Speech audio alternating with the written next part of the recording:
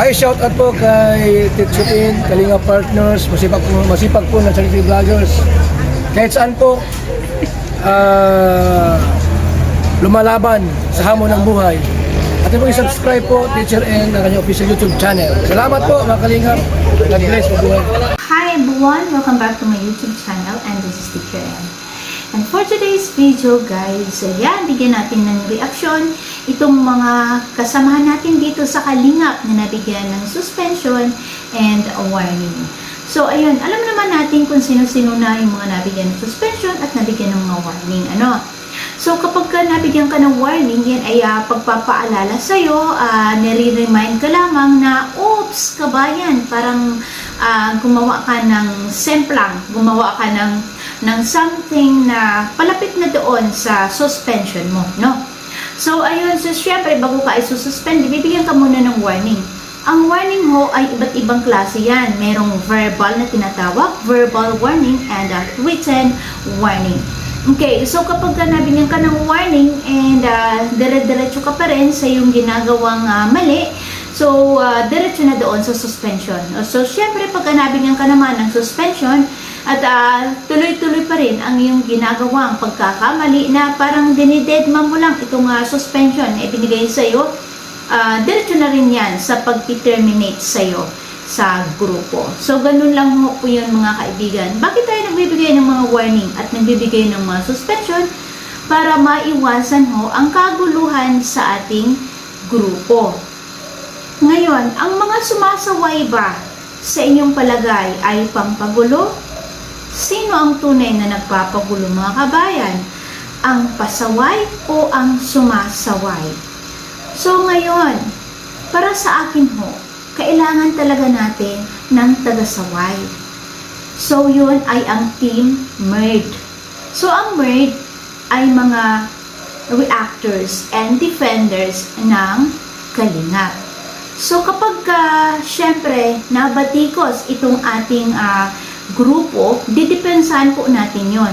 Tulong-tulong po tayong depensahan kasi alam naman natin na walang ginagawang mali itong Kalingap, kundi pagtulong naman talaga ang hangat sa ating kapwa. Di ba? Kung meron mang mga nagagawang pagkakamali, yan ay mga paglabag sa mga batas or paglabag sa mga rules na yung pinapatupad ng Team Kalingap. So yun, ang Team MERD naman ay taga-pansin lamang, taga-saway, taga-puna doon sa mga miyembro na gumagawa ng mga kamalian, yung mga gumagawa ng paglabag sa mga rules na ipinapatupad. Ngayon, bakit tayo nagkakaroon ng ganito? Di ba kailangan natin yon para alam natin ang ating limitasyon bilang isang miyembro ng isang grupo. Kaya dapat sana ay huwag masamain mga kaibigan. Kapag ikaw ay napuna, ibig sabihin concern sa'yo. Dahil itinatama lang ang iyong pagkakamali. Ngayon, kung nabigyan ka naman ng suspension, tanggapin ito ng maluwag sa iyong dibdib. At huwag nang mag-react ng negative. Dahil ito ay hindi makakatulong, bagkus ito ay makakalala pa sa sitwasyon. Ano ang pinakamagandang gawin kapag nakatanggap ng suspension o ng warning? Tanggapin ito ng positibo. Ngayon, kung umaapila ka dahil sa tingin mo ay hindi ka naman talaga nagkamali, pwede ka naman maglapag ng iyong mga proof and evidences na talagang ikaw naman ay hindi nagkamali, no? So talagang pakikinggan din naman ho ang inyong side. Kasi ang Team MERD ay hindi naman ho one-sided. Pinapakinggan ho ang bawat side ng isang tao, no? Kung ng bawat isang miyembro I mean. So kung kayo ay nabigyan ng suspension warning, tanggapin ito ng maluwag sa kalooban, at kung kayo ay against dito, pwede ko kayong mag-message sa aming leader na walang iba kundi si Ate Emmy. So, napaka maunawain hong tao ni Ate Emmy. So, ipaliwanag niyo lang sa kanya na kung ano ang mga dahilan ninyo, kung bakit ninyo ito nagawa.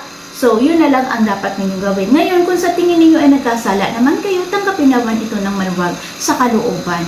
Total, yan naman ay para sa inyo at hindi naman ho yan ay sa kasiraan ninyo, kundi para itama ang iyong pagkakamali. So, ganun lang mga kaibigan. So, ayan, unawaan na lang po tayo dito para sa atin lang din naman ito at hindi naman para sa ibang tao, kundi para sa miyembro nitong Team Kalingap. Okay? So, ayun guys, I hope meron kayong natutunan sa aking reaction and opinion sa aking video. Sa ngayon, kung kayo ay nakatanggap ng suspension at warning, ano ang aking mai-a-advise sa inyo na dapat gawin. Okay guys, so that's all for today. See you again on my next reaction video. This is Teacher N Channel signing off. Bye everyone and goodbye.